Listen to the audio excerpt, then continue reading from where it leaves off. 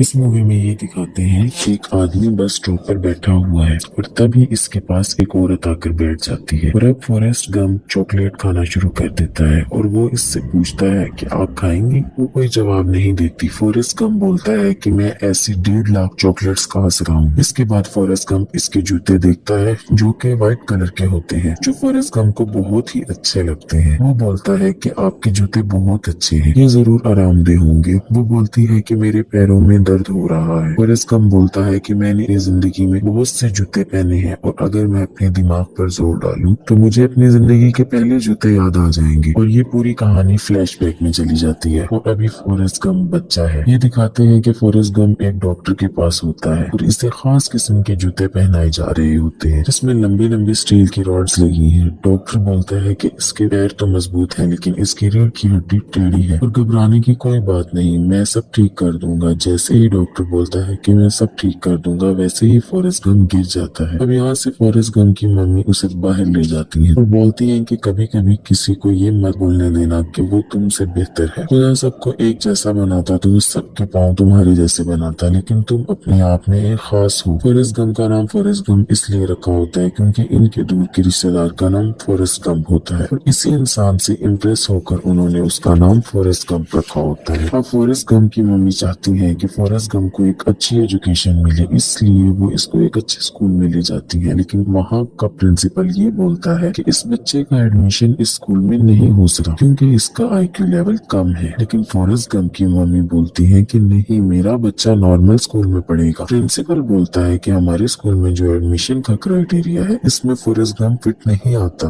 आप इसे किसी स्पेशल स्कूल में पढ़ाइए जहाँ फॉरेस्ट गम जैसे बच्चे पढ़ते हो। लेकिन बाद में फॉरेस्ट गम की मम्मी प्रिंसिपल को मना ही लेती है। अब फॉरेस्ट गम का एडमिशन एक अच्छे स्कूल में हो गया है और जब वो पहले दिन बस में जाता है तो इसे अपने साथ कोई भी नहीं बिठाता। तभी वहाँ पर एक छोटी सी बच्ची होती है। वो बोलती है कि तुम यहाँ पर बैठना चाहोगे और वो फॉरेस्ट गम को अपने पास बिठा लेती है। इस बच्ची का नाम जेनी होता है। अब फॉरेस्ट गम और जेनी अच्छे दोस्त बन जाते हैं। फॉरेस्ट गम के घर में सिर्फ इसकी मम्मी और फॉरेस्ट गम रहते हैं क्योंकि इसके वालिद नहीं है और इसकी मम्मी इनकम के लिए लोगों को अपने घर एज ए गेस्ट रखती है और इसीलिए इनके घर में लोग आते जाते रहते हैं। एक दिन इनके घर में एक सिंगर आता है और जब वो गिटार बजा रहा होता है तो फॉरेस्ट गम इस पे अजीब सा डांस कर रहा होता है और इसकी चाल भी बहुत अजीब होती है। कुछ दिनों बाद जब वो मार्केट से जा रहे होते हैं, फॉरेस्ट गम और इसकी मम्मी टीवी पे देखती हैं कि वही सिंगर जो इनके घर में एज ए गेस्ट आया था, वही वाले स्टेप्स जो फॉरेस्ट गम ने इसे करके दिखाए थे, वो अपने गानों में वही स्टेप्स परफॉर्म कर रहा होता है और लोग उसे बहुत पसंद कर रहे होते हैं, बहुत खुश हो रहे होते हैं। और फॉरेस्ट गम जो इस औरत को अपनी कहानी सुना रहा है वो बोलता है फिर उसे हार्ट अटैक आ गया, लगता है किंग बनना बहुत मुश्किल है, इसलिए शायद उसे हार्ट अटैक आ गया। इसके बाद ये दिखाते हैं कि अब जेनी और फॉरेस्ट गम बहुत अच्छे दोस्त हैं। वो साथ घूमते हैं, बैठते हैं, खेलते हैं और हमेशा एक दूसरे के साथ रहते हैं। अब एक दिन जेनी और फॉरेस्ट गम जा रहे होते हैं, तभी पीछे से 3 बच्चे आते हैं और वो पत्थर फॉरेस्ट गम के सर पे मारते हैं। जब फॉरेस्ट गम पीछे मुड़कर देखता है तो पत्थर इसके सर पर लगता है और वो गिर जाता है।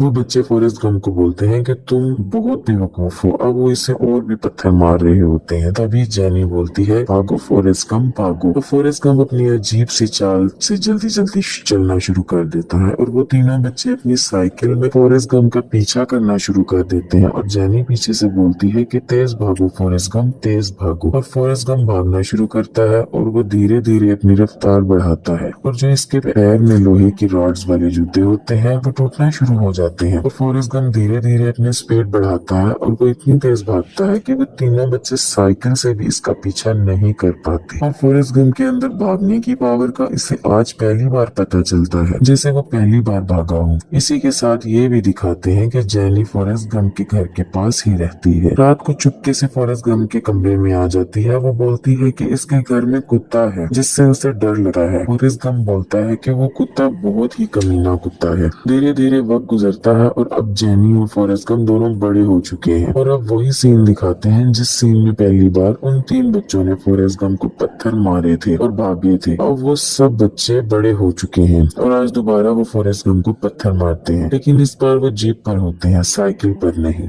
और जेनी बोलती है फॉरेस्ट गम भागो, फॉरेस्ट गम भागो। फॉरेस्ट गम भागते भागते एक ग्राउंड में चला जाता है जहाँ पर फुटबॉल का मैच हो रहा होता है। एक खिलाड़ी गोल करने के लिए बॉल लेकर भाग रहा होता है। तभी फॉरेस्ट गंप इतनी तेज भागता है कि इसको भी पीछे छोड़ देता है और भागते भागते वहां से निकल जाता है। अब वहां पर जो टीचर होते हैं, कोचेज होते हैं, वो देखते हैं ये कौन है। तभी एक टीचर बोलता है कि इसका नाम फॉरेस्ट गंप है और ये एक लोकल इडियट है और इसकी रनिंग देखकर, उसकी स्पीड देखकर वो इसे इस टीम में शामिल कर लेते हैं और इसी की वजह से फॉरेस्ट गंप अब कॉलेज में भी चला जाता है। और जब वो कॉलेज के मैचेस होते हैं तो फॉरेस्ट गंप को इसी गेम का कोई रूल नहीं पता होता, बस इतना पता होता है कि बॉल लेकर भागना है। जब भी उसके हाथ में कोई बॉल देता है वो भागना शुरू कर देता है और वो तब तक नहीं रुकता जब तक कोई उसे पकड़ ना ले। लेकिन वो बहुत तेज होता है, उसी की वजह से ये मैच जीत रहे होते हैं। धीरे धीरे फॉरेस्ट गंप बहुत फेमस हो जाता है और उसे ऑल अमेरिकन टीम में भी एडमिशन मिल जाता है और 5 साल तक फॉरेस्ट गंप फुटबॉल खेलता रहता है और 5 साल तक फुटबॉल खेलने के बाद उसे कॉलेज की डिग्री मिल जाती है। वो कहता है कि मैंने फुटबॉल खेला था और इसके बदले मुझे डिग्री मिल गई। जिस दिन फॉरेस्ट गंप के कॉलेज में सबको डिग्री मिल रही थी और उसी दिन इनके कॉलेज में एक आर्मी ऑफिसर आता है और वो फॉरेस्ट गंप को बोलता है कि क्या तुमने अपने कैरियर के बारे में कुछ सोचा। फॉरेस्ट गंप आर्मी में भर्ती हो जाता है और उसे लेने के लिए एक बस आती है जिसमें बहुत सारे आर्मी ऑफिसर्स बैठे होते हैं और ये सब ट्रेनिंग के लिए जा रहे होते हैं। फॉरेस्ट गंप बस में चढ़ता है और ड्राइवर को बोलता है कि मैं फॉरेस्ट गंप हूँ। वो बोलता है कि किसी को कोई फर्क नहीं पड़ता कि तुम कौन हो, गंदी नाली के कीड़े, जाकर पीछे बैठ जाओ। और वो पीछे जाता है लेकिन उसे कोई भी अपने साथ बिठाना नहीं चाहता। आपको याद होगा कि बचपन में जब पहली बार वो अपने स्कूल जा रहा था तब भी किसी ने उसे अपने साथ नहीं बिठाया था और सिर्फ जेनी ने उसे अपने साथ बिठाया था। एक लड़का जो बहुत ही अजीब सा होता है, बहुत मोटा सा होता है, जिसके होंठ बहुत बड़े बड़े होते हैं, वो बोलता है कि तुम यहाँ पर बैठ सकते हो और फॉरेस्ट गंप वहाँ पर बैठ जाता है। वो बोलता है कि मेरा नाम है बेंजामिन बुफेट ब्लू, लेकिन प्यार से लोग मुझे बब्बा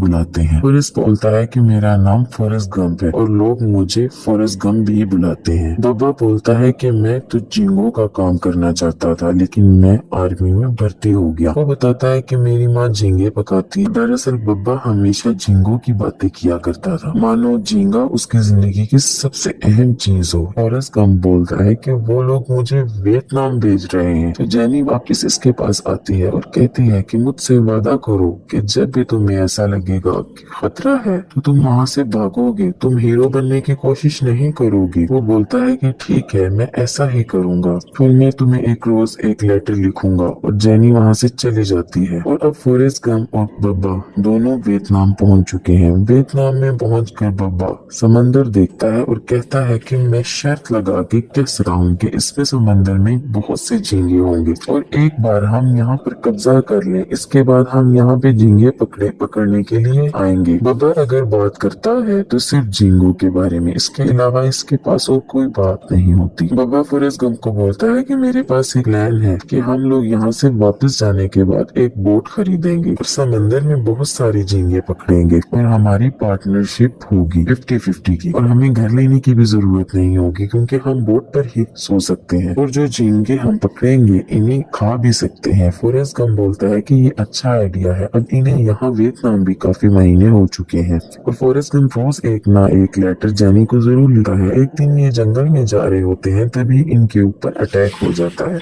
सब भागना शुरू कर देते हैं क्योंकि दुश्मन बहुत ज्यादा होते हैं और इनके बचने के चांसेस कम होते हैं। और जैसा कि जेनी ने फॉरेस्ट गंप को बोला था कि जब भी मुसीबत आई या तुम्हें खतरा लगे तो वहाँ से तुम भागोगे, तुम हीरो बनने की कोशिश नहीं करोगे। और अब फॉरेस्ट गंप भागता है। फॉरेस्ट गंप भागने में चैंपियन होता है और वो इतनी तेज भागता है कि आगे जाकर जब वो पीछे देखता है तो इसके दूर दूर तक कोई भी नहीं होता।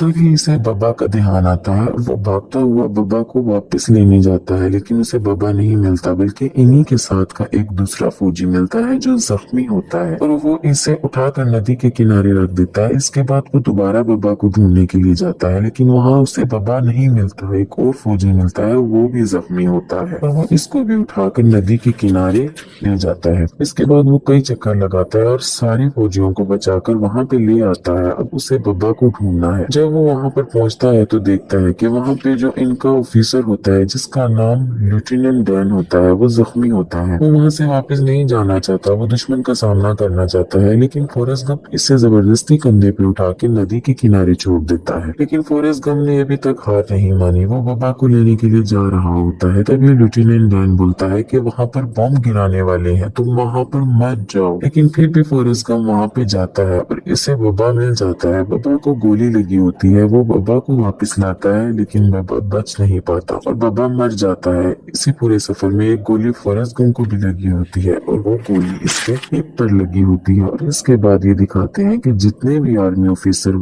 थे सब हॉस्पिटल में है और सब जख्मी है, लेकिन फॉरेस्ट गम वहाँ पे बहुत एंजॉय कर रहा होता है। इसी पीछे का आर्मी ऑफिसर आता है, वो बोलता है कि तुम्हें मेडल ऑफ ऑनर दिया जाता है क्योंकि तुमने बहुत सारे लोगों की जान बचाई थी। अब ये मेडल इसे प्रेसिडेंट से मिलना है कर पाए। तभी वहाँ दूर से जैनी आती है और बोलती है फॉरेस्ट जैनी को देखकर बहुत खुश होता है। वो स्टेज से कूद कर सीधा जैनी के पास जाता है और इसे गले लगा लेता है। इसके बाद वो देर तक वॉक करते हैं और जैनी उसे अपनी पूरी जर्नी के बारे में बताती है कि उसने क्या क्या किया। वहीं फॉरेस्ट गम भी इसे वियतनाम के बारे में सब कुछ बताता है और फॉरेस्ट गम को मेडल ऑफ ऑनर मिला होता है। वो इसे जैनी को दे देता है। वो बोलता है कि मैंने सिर्फ वही किया जो तुमने कहा। इसके बाद जैनी फॉरेस्ट गम को अपने कुछ दोस्तों से मिलवाती है और इन्हीं दोस्तों में इसका एक खास दोस्त और फॉरेस्ट गम से गले मिलती है और इस आदमी के साथ चली जाती है और एक बार फिर से फॉरेस्ट गम से जैनी दूर हो गई।